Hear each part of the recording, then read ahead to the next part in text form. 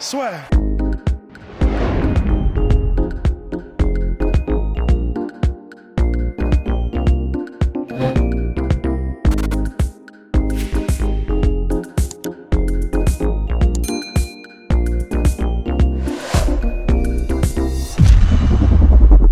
Bonjour à toutes et à tous, bienvenue dans le podcast La Sueur. Bonjour mon cher Rust. Salut Guillaume. Donc il est 7h10 du matin, on vient d'assister à un combat complètement fou, puisque donc Michael Chandler s'est incliné par TKO au deuxième round face à Charles Oliveira, mais Rust va vous raconter ce combat complètement dingue, mais vraiment dingue du début à sa conclusion qui était complètement inattendue. Complètement inattendu. En fait, ce combat, bon, déjà, au-delà de. Bon, tu sais, il faut le dire, il faut balayer le truc, mais il a tenu toutes ses promesses. Tu sais, c'est la phrase un peu con, mais il faut le dire parce que là, c'était juste. Il s'est tout passé, en fait, en l'espace de un tout petit peu plus de 5 minutes. Du coup, il s'est absolument tout passé. Déjà, enfin, je vais vous faire la petite liste parce que le combat a commencé et il s'est absolument déjà tout passé en 1 minute 30. J'étais, mais tu sais, c'est un peu comme le fil de Cronenberg, la tête explose en fait. En moins de 1 minute 30, il y avait déjà eu des gros calf kicks et des gros front kicks d'Oliveira, un gros crochet du gauche de Chandler qui passe et qui déclenche un takedown d'Oliveira, qui aboutit sur une guillotine de Chandler qui était assez étroite. Puis Oliveira arrive à prendre le dos, puis tentative de slam, d'ailleurs complètement pas tentative, slam de Chandler pour s'en sortir. Il arrive à s'en sortir ensuite, donc ça c'était en moins d'1 minute 30. Avant la fin du round, je pense que vous l'avez tous vu, je me demande encore là, à 7 minutes, comment est-ce qu'il a fait pour survivre Oliveira. Enfin, ça, pour moi, ça n'a aucun sens en fait. C'est-à-dire qu'il a, bon, ok, il a fait la Nick Diaz versus Paul Daly au sol où il fait des trucs comme ça, là, mais il a tellement pris des coups flush, en plus d'un Chandler frais, pendant, je sais pas, peut-être 1 minute après son knockdown. Enfin, disons, ouais, c'était où clairement il a accusé le coup. Je ne comprends pas comment est-ce qu'il a fait pour survivre, Oliveira. C'est la destinée, c'est les cieux, je ne sais pas ce qui s'est passé là, le pouvoir de la favela. Enfin, je ne sais pas parce qu'il vient de la favela. Hein, je dis pas ça pour la blague. Je ne comprends pas. Mais il a survécu jusqu'au deuxième round. Il arrive à s'en sortir et à tenir jusqu'au deuxième round. Alors, il a fini le round le premier. Il n'était pas genre clopin et en train de faire la boxe de l'omivre. Il était relativement. Il avait retrouvé ses esprits. Deuxième round commence. Et alors là, le deuxième round commence. Il place un crochet, mais texto parfait. Genre, garde droite bien, crochet parfait techniquement. Le crochet, il prend flush, il prend Oliveira qui, il me semble, était en train de revenir d'un direct. Il le cueille, Chandler, pardon, il le cueille flush, et vraiment, mais clean. Et là, c'était le début de la fin. Et ce qui est impressionnant aussi avec Oliveira, c'est que on le savait, il est extrêmement technique, c'est-à-dire qu'il est moins explosif, mais il est plus technique que Chandler. Et là, en gros, dans la séquence de finish, donc on rappelle, c'est pour gagner le titre lightweight. Donc en gros, dans la tête d'Oliveira, bon, je ne sais pas ce qui s'est passé, hein, ça se trouve, c'est cerveau reptilien, il était peut-être très calme, mais pour réussir à garder pendant un ground and pound pour gagner le titre après 28 combats à l'UFC, ou 27 du coup avant, et en gros, de continuer à faire le ground and pound en mode boum, toujours la main là, boum, toujours tout est parfait, etc. Genre méthodique, robotique, terminatoresque, enfin c'était, mais impressionnant, un combat de dingue. Donc, je vais m'arrêter parce que sinon je déraille. Allez, à la semaine prochaine. Mais... Non, complètement dingue ce qu'a fait Charles Oliveira, mais surtout quand même, et c'est ce qu'on s'est dit avec Rust après le combat, franchement, c'est le genre de... Si vous étiez complètement indifférent par rapport à ces deux gars, bah là, clairement, vous êtes devenu fan instantanément. Si vous étiez pour Charles Oliveira ou si vous étiez pour Michael Chandler, clairement, vous les adorez. Désormais, nous, on voit une victoire de Charles Oliveira, mais après, personnellement, et c'est Rust était d'accord avec moi, on n'a pas pu s'empêcher d'être un peu triste pour Michael Chandler, parce qu'il a, je crois, 34-35 ans, ancien champion du Bellator. Après le round qu'il fait, finir comme ça, c'est quand même hyper triste pour lui. Parce que franchement, le premier round, au début, quand il commence à se prendre des kicks, je fais « Oh, oulala ». Je me suis dit « Oh, la soirée va être très, très, très longue pour lui ». Et là, il le sonne. Moi je aussi. fais, oh, ok. Mais oui, au début, j'ai eu peur d'un mismatch. Enfin, tu sais, genre, pendant quelques secondes, j'ai eu peur qu'en fait, tu sais, on ait une espèce de réalisation en mode il n'avait rien à foutre là, en fait, Chandler. Enfin, tu sais, ça a duré que quelques secondes, mais il y a eu les calf kicks, les front kicks, et en gros, il a fait des tips et des front kicks qui cueillaient à chaque fois Chandler, donc il n'arrivait pas à avancer. Chandler, en fait, au début, ses combinaisons, à chaque fois, il était beaucoup trop court parce que Oliveira gérait bien les distances et qu'il arrivait à le repousser avec les armes. En plus, Oliveira, il est en mode, mais genre full Muay Thai, tu sais, avec la jambe avant et tout, légère, machin. Et là, je m'étais dit, ah merde, ah oui, en fait, tu sais, ça va être ridicule Exactement. et on va se rendre compte que Chandler était beaucoup trop short pour être comment dire, à ce niveau-là. Mais évidemment que non, en fait, c'est genre une idée qui vient, qui passe, qui ressort. Et bah oui, voilà, c'est sur un seul coup, ça peut se terminer avec Chandler. Il l'a pas mis knockdown sur le premier crochet gauche qui passe, Chandler, mais visiblement, ça a touché salement puisque Oliveira a direct changé de niveau et mis au sol, quoi. Donc, ce qui est bien, c'est que, comme tu disais, ça a tenu toutes ses promesses. On sait que maintenant, les deux sont des guerriers, mais vraiment des guerriers monstrueux, des guerriers devant l'éternel.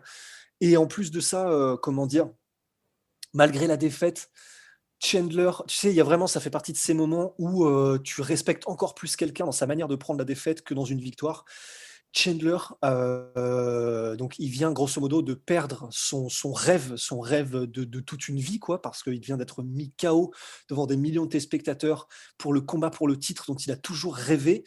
Il est mis KO et première réaction, c'est même pas pour lui, il pense même pas à lui. Il rend hommage à Oliveira, à la dureté d'Oliveira, au fait qu'il le mérite, au fait que et franchement, ça, mais bravo Caporal, quoi. Enfin, honnêtement, ça fait du bien, ça fait du bien à l'âme, ça rend encore plus fan de ce mec-là. J'espère qu'il va avoir des combats excitants et des combats qui vont faire se soulever les fans et donc lui rapporter un petit peu de maille, qu'il puisse mettre sa famille à l'abri et qu'il puisse rentrer un peu dans les légende de l'UFC s'il le peut. Donc, ouais, enfin là, respect à tous les deux, c'était incroyable, incroyable. Incroyable, mais pourtant vrai, mon cher Rust. Donc là, donc là, Charles Oliveira, 89% de victoire par finish à l'UFC, si je ne m'abuse, non? Oui, il me semble bien. Oui, parce qu'il faut savoir qu'on a été, La petite juste avant que ce histoire. podcast commence, on a vu en fait, comment dire, on a vu sur l'internet que Oliveira avait le plus haut ratio de finition par victoire à l'UFC. Et on a été voir sur Wikipédia, mais attention justement, c'est une belle leçon de vie, ne jamais se fier à Wikipédia. On a été voir sur Wikipédia, on a vu 93%, on a fait, dis donc, ah bien, avant Chandler. Et on a fait nous-mêmes nos pourcentages, parce qu'on se disait, on a fait nous-mêmes nos pourcentages, et en fait, là tout de suite, il est à 89%, 89,74, je crois que c'est ce que tu disais. Et en fait, c'est parce que le ratio de finition par victoire a été calculé, on l'a calculé nous-mêmes également, avant Ferguson, en fait, avant la décision contre Ferguson. Donc, on ne sait pas si là, tout de suite, c'est encore celui qui a le ratio le plus élevé. Je crois que oui, parce que j'ai vu un truc sur UFC Bets, un truc officiel. Donc, c'est peut-être que eux avaient fait le calcul, ou en tout cas qu'ils avaient accès aux stats. Mais en tout cas, voilà, il a un ratio pour un champion qui est juste hallucinant, surtout en 28 combats, en fait, à l'UFC. C'est ça qui est le plus fou. Et en plus, ça part de tous les côtés, mais et en plus de ça, quand là, du coup, je suis allé sur Wikipédia pour voir ce fameux truc et voir les records qu'il avait, etc. Du coup, j'ai re-regardé un peu la liste des combats qu'il avait fait à l'UFC. Les défaites de Oliveira à l'UFC, en fait, c'est pareil, on se rend pas compte, mais c'est que contre des tueurs à Ouais. gages.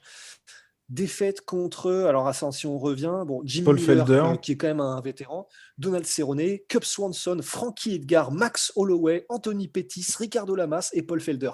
Enfin, et encore, pour la plupart de ces défaites-là, c'était quand il était en featherweight. featherweight. Donc, enfin, vraiment, là, en plus, il est sur 8 victoires d'affilée, enfin, genre, non, 9 victoires d'affilée avec 8 finitions.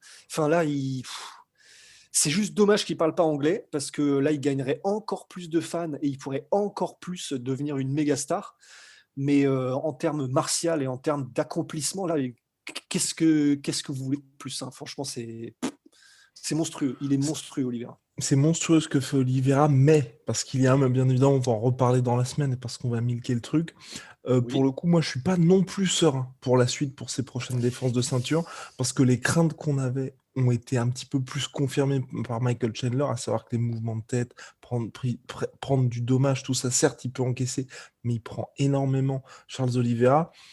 Au fil des combats, ça devient de plus en plus compliqué. Et quand vous regardez le classement de la catégorie, que ce soit Conor, que ce soit Dustin Poirier, que ce soit Justin Gaethje, bon, on va dire que de ce côté-là, ça peut mal se terminer pour lui, malheureusement. Ça peut frapper dur, ça peut frapper sec. et ça peut faire mal. Ça fait tellement bizarre de mettre Conor dedans, tellement il y a... Oui, c'est horrible, mais il y a mais tellement longtemps qu'on l'a pas vu. exactement. Et d'ailleurs, j'en profite parce que les gens vont dire mais pourquoi Guillaume tu mets Conor? Je mets Conor parce que Conor a la trilogie qui arrive contre Dustin Poirier. Dustin Poirier classé Absolument. numéro 1 et donc en cas de victoire, Conor McGregor reprendra la place de numéro 1 à Dustin Poirier Ouais, et sera replacé dans le mix, même si Conor actuellement est numéro 6. Voilà. absolument. C'est ça. Non, c'est pour ça. Tu fais bien de préciser parce que du coup, qu'on le veuille ou non, somehow, Conor McGregor reste dans le mix. donc oui, c'est clair. Putain. Lui, pour le coup, le Dana White privilège, lui, il l'a. Enfin, non, il a surtout le privilège de rapporter des millions à l'UFC, qui n'est donc pas un privilège puisque c'est quelque chose qu'il crée lui-même. Donc, parenthèse fermée, en fait, pas du tout. C'est pas du tout un privilège. Mais quoi qu'il en soit, donc comme tu disais, c'est clair que en termes de frappeur, bon, il y a ce qu'il faut. Enfin, là, vraiment, les cartouches sont dans la chambre en lightweight. Donc, déjà, c'est Joe Rogan qui évoquait la possibilité d'un prochain combat contre Gaethje en attendant le résultat de Conor Dustin. Déjà, contre Gaethje, ça peut être chaud. Ouais. Ça peut être très chaud quand même. Parce que Chandler frappe fort, Gaethje frappe fort aussi. Je serais à la limite, mais c'est intéressant parce qu'il a les armes pour les battre tous d'un autre côté. Exactement. Parce que Et surtout Gaethje, ça va au sol. ouais, parce que c'est ça. Tu sais, c'est terrible, mais on en viendra dans un podcast qui viendra très vite, mais Tony Ferguson, voilà, il y a des gens, tu sais, on avait cette espèce d'aura de au sol, les mecs sont intouchables, et en fait, on se rend compte que finalement, ils étaient prenables. Si tu prends des cas comme par exemple pour Ferguson, Darius, enfin on va en parler, ou Oliveira d'ailleurs, mais c'est clair que Gaethje, après, bon, il y a l'effet Khabib, c'est-à-dire que tout le monde perd contre Khabib, tout le monde se fait soumettre si Khabib le décide, d'accord. Mais donc, il y a des ouvertures. Et c'est vrai que pour un mec comme Oliveira, disons, se mettre dans des situations difficiles au sol, avoir une lutte, comment dire,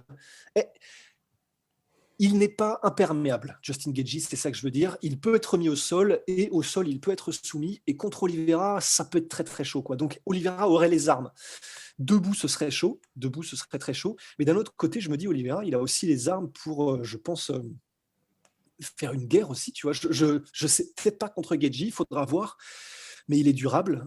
Ok, il prend des knockdowns, ok, il prend des dommages, mais pour l'instant, il est durable. Je crois qu'il a 31 ans, donc il est encore relativement jeune, même si on le dit toujours, mais ce qui compte, c'est surtout le kilométrage. Mais il est encore jeune, il peut encaisser du dommage. Il a un style qui est un peu un style d'attrition, parce qu'avec son style vraiment genre Mars. À suivre, White mon cher Rust. traditionnel. À suivre, Oui, mon cher pardon. Rust. À suivre. Je suis Oh trop là là. chaud, Oh j'ai là envie là. d'en parler. Il est beaucoup trop chaud, on en parlera une prochaine fois bien. C'est tout en tout cas pour D'ailleurs, ça. je tiens à dire que c'est aussi parce que je me suis couché très tôt. Et alors du coup, là, bon, oui, on s'est levé à 5 heures. Enfin, toi, beaucoup plus tôt d'ailleurs. Mais là, c'est le bon plan, ça. Se coucher à 7 heures. Exactement. Ça permet d'avoir une nuit de sommeil normale. Big shout out à My Sweet Protein, mon cher Rust, moins 40% sur tout My Protein avec le code à sueur. Ah, absolument. Oh, you got no My Protein. Shit, j'ai que mon café là. Oh putain, moins 10%. Surtout Venom avec le code de la sueur. Et puis bien évidemment, n'hésitez pas à aller checker le dernier de la soirée en soirée avec Clément Marcoux et lui donner un petit peu de force. Bon, très cher Rust, à très très vite pour de nouvelles aventures. On poursuit les points sur l'UFC 262.